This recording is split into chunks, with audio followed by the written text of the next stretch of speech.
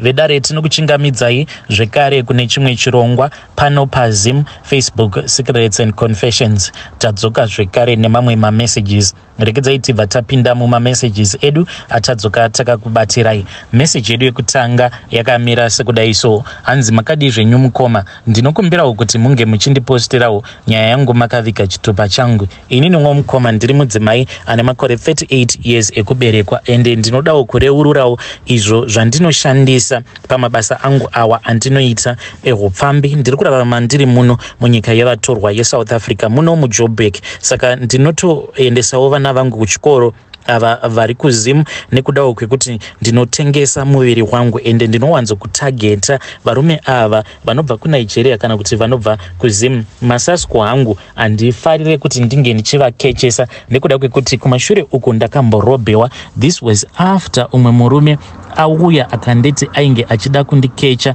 then akati iye ainge achida kumbodzokera kumba kwake, saka ndakabva ndazosara zvangu ndiri pamarket, ndikabva ndatokechewa paya nevarume vainge vachitosvika kuma7. Then iye akabva azoya late tonight ndokubva andinyengerera, akabva ati ahande kumba kwangu so that tinge tichinoita at least 3 kana kuti 4 rounds. Ndakabva ndatoti bo, zvinoreva kutoti at least ndinenge ndatobata kamari kangu. Saka mari yandainge ndiinayo ndaiwanzo kuti pandinenge ndichienda out neclient ndaisira umwe wangu, but on that night sezvo iye ainge achiti ari kuenda somewhere else and I did not trust kuti anokwanisa kuzodzoka nemari yangu, ndikabva ndangotora kamari kangu ndikabva ndakaviga ndokubva ndazoenda naye musasko uyu. Takangoti tichingonosvika pamba pake first round, munhu ndokubva aita first round akandeti I will give you your money. Ndikati aiwazve chindipa zvemari because tatavimbisana kuti unotanga wandipa mari usati waita izvi zvekurara neni, but chiona kuti now wava kutochemerera imwe round yechi2. Saka akabva atanga kuita hasha, munhu ndokubva andiburitsira pfuti. Munhu iye akazorara neni throughout the night, but fortunate enough aitovawo zvake nekadora apa, ainge asingambolasti for more than 5 minutes, but kungobatwa chibharo chinhu chinongorwadza. So munhu akandibata chibharo, kubva ipapo pakauya kuzondipika up until the next morning ndokubva azonditorera mari because akazonditi mari iripi mukoma. Ndakaita kuiswa pfuti musikarudzi yangu, munhu achinon'ona sikarudzi yangu nepfuti achitsvaka mari. Akazoti aiwana mari iya yandokubva anditorera mari, akabva andidzinga, akabva ati chienda. So from there on mukoma ndakabva ndazviudza kuti masasko handitombodi kana kuti ndinge ndichivatengesera muviri wangu. Ndinototanga ndatombobvunza munhu kuti ko unobvepi, but that is another story for another day. Nyaya yandiri kuda kuti ndinge ndichikuudzai, nyaya iyi mukoma yakaitika pandainge ndiri kuZim. This was after ndadzokera kumba, so mazuva acho iwayo business rainge riri down zvekutoti ndakatombofunga kuti it is far much better hangu kuti ndikuita hangu zvekutengesa muviri ndiri kumusha kuZim. So ndakabva ndambotanga kutengesa muviri ndiri kuZim, but mukuzonosangana neumwe mukadzi uyo akazouya neni parutenga tichitaimira matruck driver. Mukadzi uyu anobata mishonga apa, achibata mishonga kudaro achiita zvechipfambi. Munhu wekutoti kuchechi kwacho uko kwaanoitawo zvekuprofita, vanhu vanototi madzimai ava vanogona chaizvo, but havatozvizivi kutoti mukadzi uyu anoita zvechipfambi apa, anobata apa akadyisa murume wake zvekutoti dzimwe nguva mira nemurume wacho ari security paya patinenge tichitaimira matruck driver. Iye murume wacho ndiye aitomira achitomirira kutoti mukadzi ange achikechewa nematruck driver, then kana mukadzi akaita short time natruck driver, mukadzi obva atobatisa murume wacho mari. So mukoma mukadzi uyu ndakazongoramba ndomukweshena kuti asikana chimbondiudzai kuti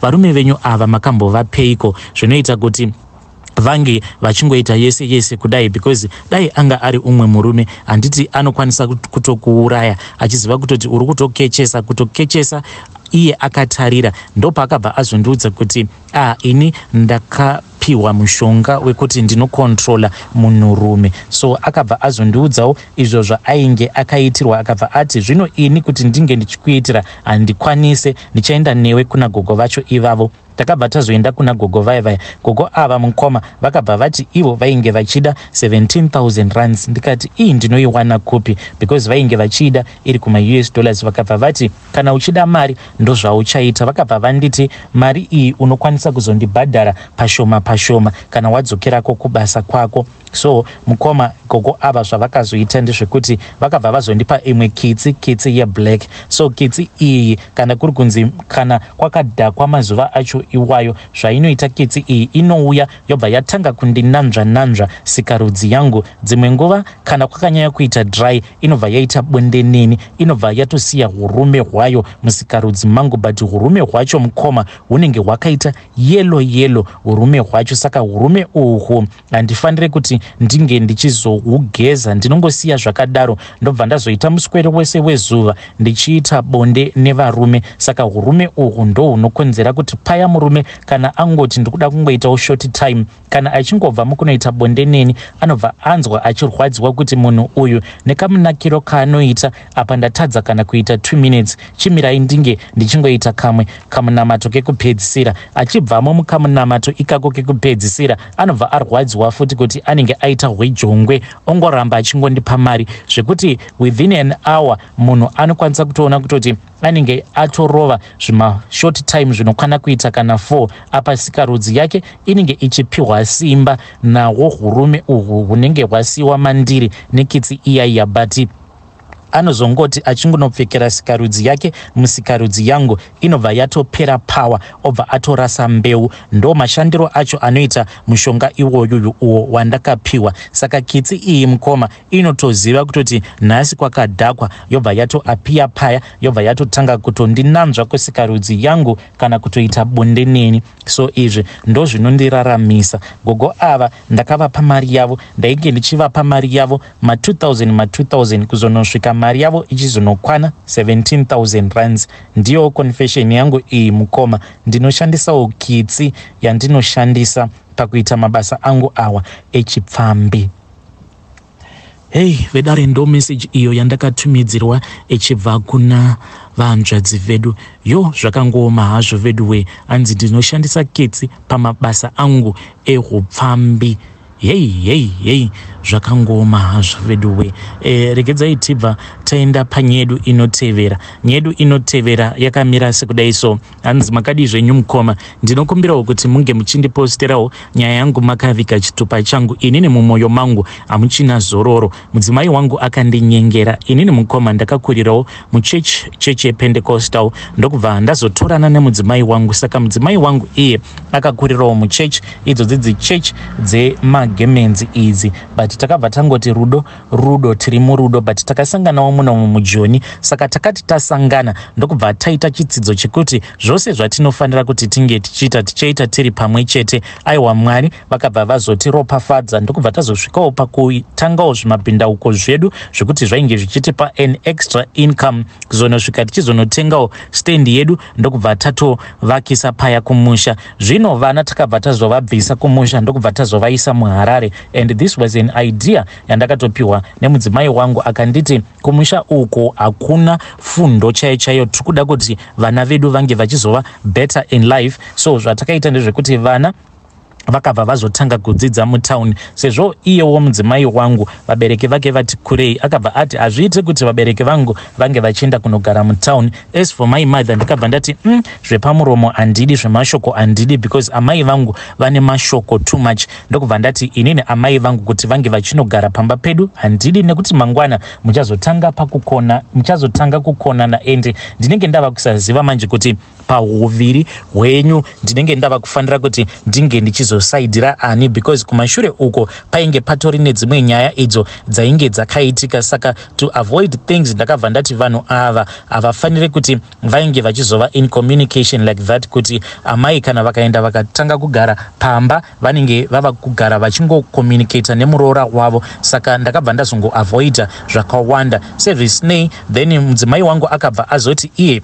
ainge achida kuti kuti tinge tichitsvaka Maid. So ndokuzotsvaka Maid kwacho kwatakazoita. So Maid uyu takati tamutsvaka mukomana Maid hatina kuziva kuti ainge ava kutotibira kuzonosvika achizoronga nematsotsi, but matsotsi awa akabva azobatwa. Ndopamunoona kuti mapurisa ekumusha anoshanda, because vakangoti vabasa nhasi tikabva taudzwa kuti pamba painge papaziwa. This was after tabva mukutumidzira zvimwe zvatainge tatenga kuno masofa nefridge. Zvinhu izvozvo zvikabva zvatotakurwa apa. Maid iye ainge asipo, akabuda akati ainge akaenda kuchechi achiitira kuti zvisazozivikanwa kuti ndiye ainge aronga dhiri. Saka zvakabva zvazobatwa kuti umwe wevarume vainge varipo, murume uyu ainge ari hanzvadzi yake. Maid achizonosvika pakureurura kuti iye ainge akamanikidzwa nehanzvadzi yacho kuti vange vachiita dhiri iri. Saka iye akabva azongogara mujeri kwe3 months. Zvinova zviri zvinhu zvekuti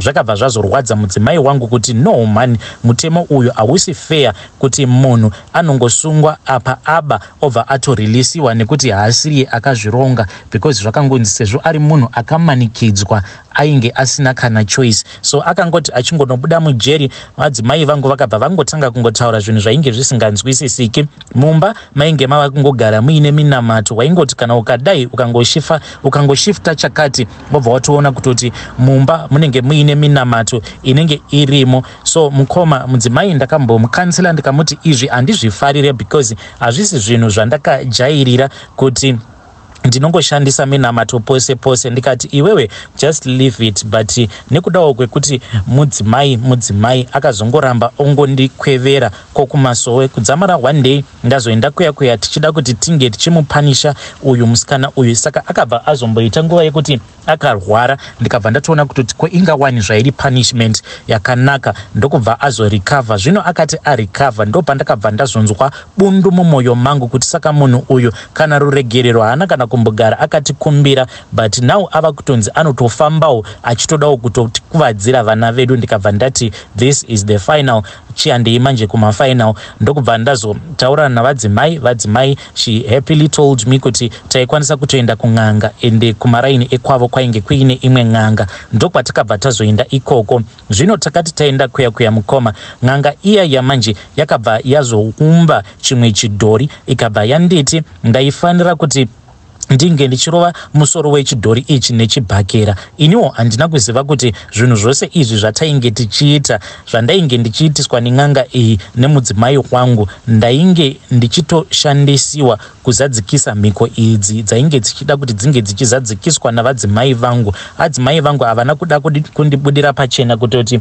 apa kwainge kwava kutopengesa munhu kwatainge tava kuita. Iniwo handina kana kumbogara ndakazvipinza mumusoro. Ndakabva ndazogamuchidzwa chidhori chiya, ndikabva ndazochiisa muruoko rwangu, ndokubva ndatanga kuchirova nechibhakera kusvika musoro uya wapazika. Ndokubva sekuru vaya vazotora chidhori chiya vakabva vatora kaplastic, vakabva vati kwandiri nemudzimai wangu patinenge tozodzokera zvedu kuHarare taifanira kuzoti paya vanhu pavanenge vava bhizi nezvimwe taifanira kuti tinge tichizokanda chiplastic ichi nepawindow bhazi richifamba. Takabva tazoenda zvedu ndokubva tazonokwira bhazi. Bhazi rakati rarohwa mukoma, patakaona kuti vanhu vazhinji vainge voita sekunge vainge varara, ndo pandakabva ndazoti kuna vadzimai ngatichirasai chinhu chechiya. Takabva tazorasa chiplastiki chiya sezvo network tiri mubhazi yainge ichiti netsei. Takati tichinoburuka muHarare, vadzimai vangu ndopavakabva vazoreceiva phone call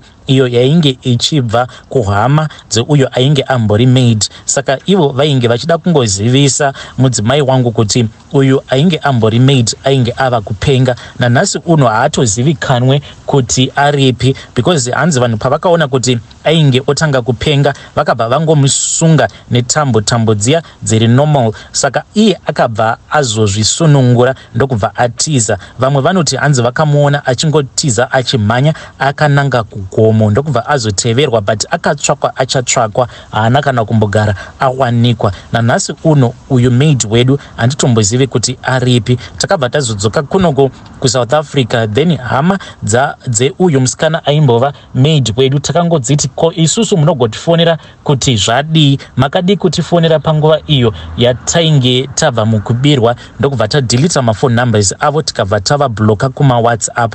But iyi ndo nyaya yakaitika mukoma, and each and every day ndinotonzwawo hana yangu ichirova kuti saka zvaizvezvi zvatakapengesa uyu munhu, ko kana mishonga iyi ikazodzoswa kwatiri chii chichazoitika? Ndiyo confession yangu iyi mukoma. Kana mukaposta nyaya yangu ndingafara zvikuru, kandizivi kuti ndozvifambisawo sei, because kana ari semudzimai wangu ndinotozviziva kuti kana ndikangogara ndataura nyaya yekuti ndinoda kuti tinge tichienda kunosunungura musikana uyu, tinokwanisa kutosvika pakutonetsana zvokuti anenge ava kutoda kutoti tinge tichitorambana, because ndakamboita sekunge ndinosuggesta nyaya yekuregerera ndikati there is the reason as to why Mwari vakatumidzira mwanakomana wavo Jesu Kristu kuti ange achiuya kuzorovererwa pamuchinjikwa as a sign of forgiveness, kuti adii tangomuregerera musikana uyu. But manje mudzimai wangu akabva atanga kupopota zvokuti akabva andibvutira bhaibheri randainge ndakabata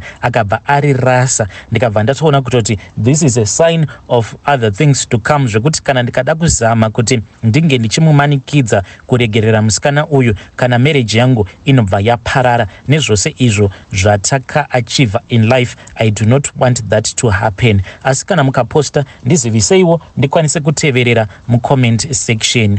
Vedare ndo message iyo yandakatumidzirwa ichibva kuna mukoma vedu. Zvazvakangooma hazvo Vedu we, please ngatizamei kuti tinge tichitaura navo mucomment section mukoma vedu. Yo zvakangooma hazvo Vedu we. Hanzi ndakanzi putsa chidhori ichi chainge chaumbwa nasekuru vacho avo vainge vachitibatsira mukunoputsa chidhori ichocho. Ndainge ndisingatozivi kutoti ndiri kutopengesa munhu, zvimwe kuda muchichirova nechibhakera mainge muchitorova your former maid zvibhakera, then ndokubva atotanga kutorasika pfungwa. Hey, zvakangooma hazvo Vedu we. Saka ipapapa hanzi haasi kuzivikanwa kuti aripi, akangobuda pamba achitiza mushure mekunge arakidza masaini ekuti munhu uyu ava kupenga. Yo, strange things do happen in this world.